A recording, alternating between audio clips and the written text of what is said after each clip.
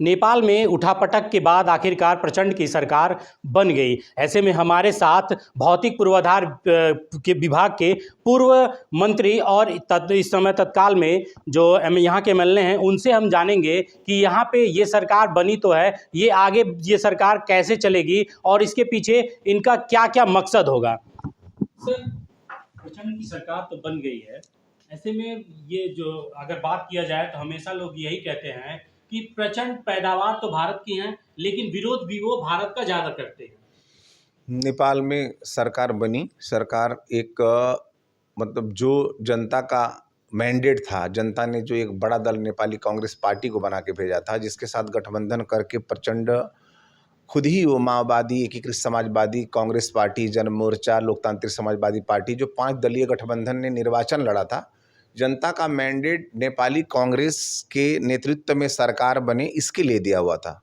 लेकिन उनको प्रधानमंत्री बनने का जल्दबाजी होने के कारण से उन्होंने गठबंधन से अपना नाता तोड़ के जो भी इस समय एमआलए के साथ सरकार बनाने गए हैं, मुझे लगता है कि वहाँ पर विभिन्न ऐसे दल हैं जिसके साथ सरकार बनाए हैं, उसमें विभिन्न विचारधारा रखने वाले लोग सरकार में पहुँचने के लिए अपने सारे एजेंडा को अलग रख के सरकार में पहुँचने का काम उन लोगों ने किया है।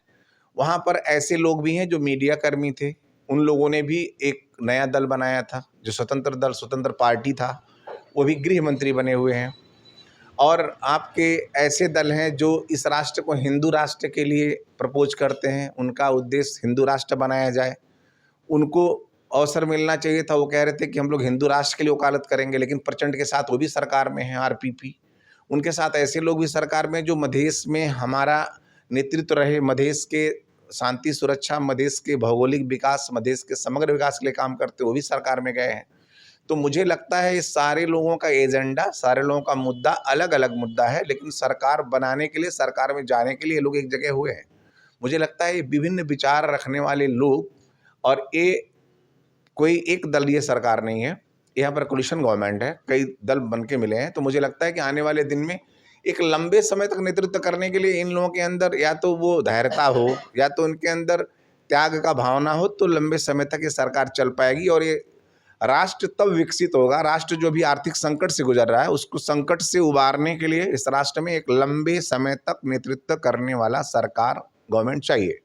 वो चीज़ अभी नहीं लगता है। और आपने जो बोला भारत का बात, मुझे क्या लगता है कि भारत नेपाल के खिलाफ वहाँ नेपाल के कुछ नेता, कोई भी अपने आप को ये कहता हो कि इस राष्ट्र का नेतृत्व मैंने किया है, नेपाल भारत के संबंध हमने बनाए हैं, तो ये चीज़ मिथ्या मात्र है।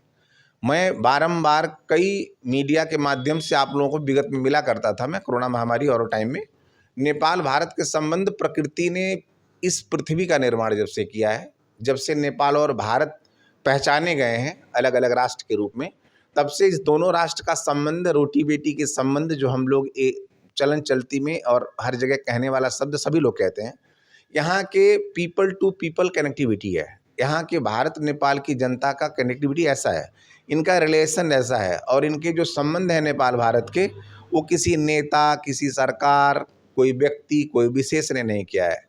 ये आम जनता का एक अपना इतना प्रगाढ़ संबंध है। इसे कोई सरकार आके बिगाड़ दे, कोई नेतृत्व में गया तो इंडिया के खिलाफ बोल दिया, वो अपने कुछ जनता को, कुछ ऐसे लोगों को खुश करने के लिए अपने अगल बगल वालों के लिए बोलते हो, तो उनका अपना इंटरेस्ट हो सकता है पर्सनल। लेकिन राष्ट्रीय रूप में अगर इस चीज़ को बोल के कि मैं भारत का विरोध करके अपने आप को मैं नेतृत्व में लंबे समय तक रहूंगा, अगर ये कल्पना करते हैं, तो यहाँ की जनता ही उसके विरोध में आएगी, और मुझे लगता है कि ऐसा संभव नहीं है। अक्सर सुनने में यही आता है कि प्रचंड हर बार भारत के विपक्ष ही बोलते हैं। अभी मान लीजिए मामला चाइना का हो जाए, या भारत के साथ समझौता और चाइना के साथ समझौता हो, तो वो चाइना की तरफ भागेंगे। ऐसा क्यों लगता है कि उनको कि चाइना पे वो मजबूत पड़ेंगे और भारत से उनका संबंध कमज़ोर हो जाएगा?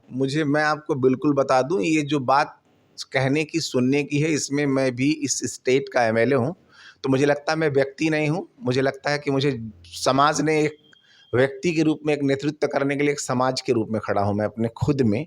इस नाते मैं आपको पूरे विश्वास के साथ क्या बताना चाहता हूँ, भारत के खिलाफ अपने कुछ इष्ट मित्र को खुश करने के लिए बोलते होंगे तो अलग बात है, और चाइना की तरफ चले जाएंगे तो बेहतर करेंगे। मुझे लगता है कि नेपाल भारत की संस्कृति, संस्कार, भाषा, संबंध, जो एक प्रगाढ़ है जो मिलता है, ये चीज़ चाइना से कभी मिलेगा या आप कल्पना कर सकते हैं? चाइना के लोगों से ना हमारा भाषा मिलता है, ना संस्कृति मिलता है, ना संस्कार मिलता है, ना उनसे हम कोई रिलेशन बिल्डअप कर सकते हैं और न व्यावसायिक दृष्टिकोण से हम लोग जो भौगोलिक अवस्था नेपाल का है, जो प्रकृति ने नेपाल का निर्माण किया है, उस हिसाब से हम लोग ट्रांसपोर्टेशन प्रयोग करके काठमांडू या नेपाल के और भूभाग में हम लोग वहाँ के खाद्यान्न, वहाँ के कपड़े, वहाँ के और कोई ऐसी चीज़ जो भौतिक सुख सुविधा के साधन है, वो चीज़ लाके प्रयोग ही नहीं कर सकते यहाँ पर, तो उनसे कौन सा संबंध? सिर्फ शब्द में कहने वाला बातों का संबंध होगा तो अलग बात है।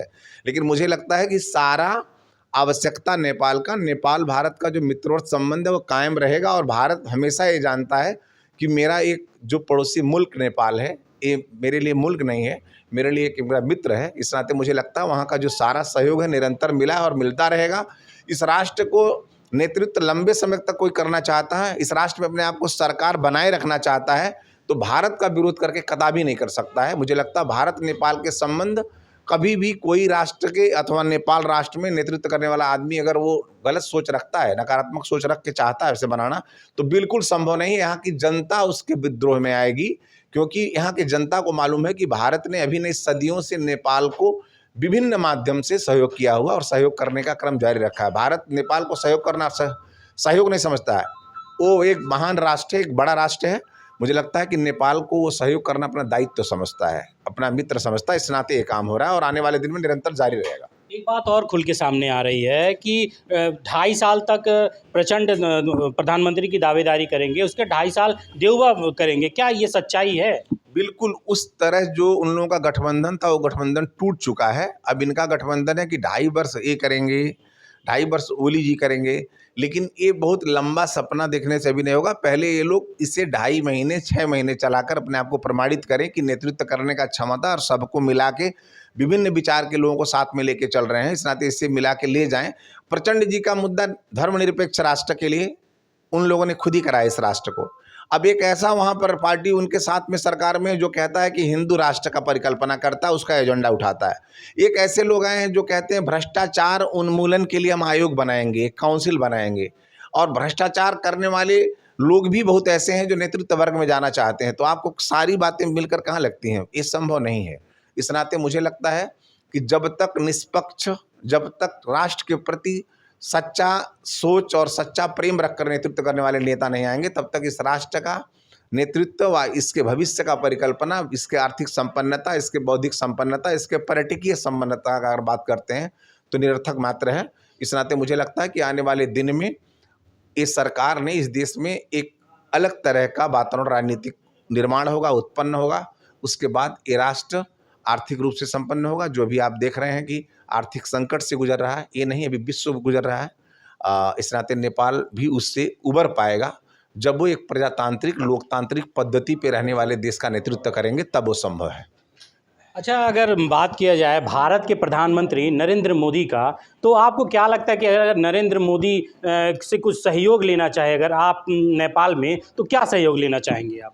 हम सिर्फ ये चाहेंगे, नेपाल भारत के जो संबंध है जो निरंतर चलते आ रहे हैं, हम जो देख रहे हैं कि अभी आपके कृषि के ऐसे बहुत वस्तु हैं जो नेपाल से आयातित होते हैं, जो इस आयात होते हैं, और मुझे ऐसा बहुत ऐसे सामान है जो भारत के माध्यम से, यहाँ के बहुत ऐसे इंडस्ट्री हैं जो कच्चे पदार्थ हैं जो भारत से नेपाल आते हैं और यहाँ के उद्योग चलाने में, संचालन करने में सहजता है, वो काम निरंतर हो। आप देखे थे कि उतना बड़ा कोरोना महामारी था तो उस भारत का वो भी बड़ा सहयोग था कि वैक्सीनेशन के लिए और ट्रीटमेंट के लिए जितना भारत ने उस समय सहयोग किया था, वो निरंतर आने वाले दिन में, भगवान न करें कि वो इस तरह का महामारी आए, लेकिन मुझे लगता है अगर इस तरह का कोई संकट आए तो भारत जिस तरह अपने आप को एक अभिभावक, एक मित्र समझ के खड़ा है, ये निरंतरता दे। हम लोग भारत सरकार के नरेंद्र मोदी जी, जो अभी मुझे लगता है कि विश्व के किसी भी कोने में कोई संकट आता है तो उनके जितना बन पाता उनसे वो निश्चित रूप में करते हैं। तो मुझे लगता है सबसे पहला प्राथमिकता में अगर कोई राष्ट्र पड़ेगा तो उस राष्ट्र का नाम नेपाल है,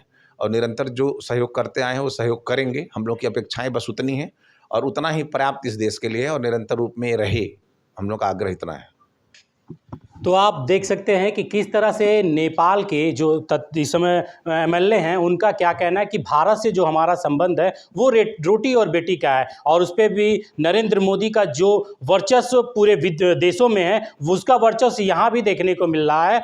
ऐसे में हम बात कर सकते हैं कि अगर चाइना का सपोर्ट प्रचंड के द्वारा अगर किया जा रहा है तो कहीं ना कहीं वो निरर्थक होगा। भारत 24 के लिए नेपाल से अजय जायसवाल की रिपोर्ट।